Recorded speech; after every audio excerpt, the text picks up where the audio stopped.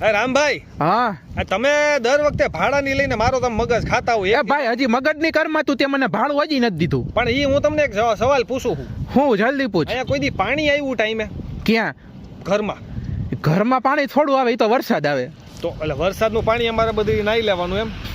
અરે ઘરમાં તો ભાઈ પાણી આવે જ છે. સવારમાં 5 વાગ્યામાં પાણી આવે, પણ તું વહેલો ઉઠતો નહીં હોય. કહી દઉં, જો 5 વાગ્યામાં પાણી નથી આવતું બરાબર, પછી હું 10 વાગે જાઉં ને તો ઉપરથી ને ટપક ટપક થતું હોય, ખાવા બેઠો હોય તો પાણી પડતું હોય, પછી અહીં લાઇટ કોઈ દી ટાઈમે નથી રહેતી, શેડા છૂટી જાય છે, એક લેમ્પ ચાલુ નથી થતો, પણ એમ નહીં, પંખો નથી ફરતો. એમ નહીં. હવે સાંભળ, હું તને એક પ્રશ્ન પૂછું. હા, તે કોઈ દી મને ભાડું ટાઈમે આપ્યું હે?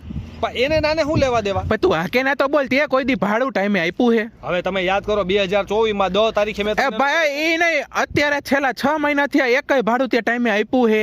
8 થી 10 તારીખમાં નથી દેતો. આ તો નથી જ દેતો. તું કોઈ દી ભાડું ટાઈમે નથી દેતો તો મારે અહીંયા પાણી ક્યાંથી ટાઈમે આવે? કાંઈ વાંધો નહીં.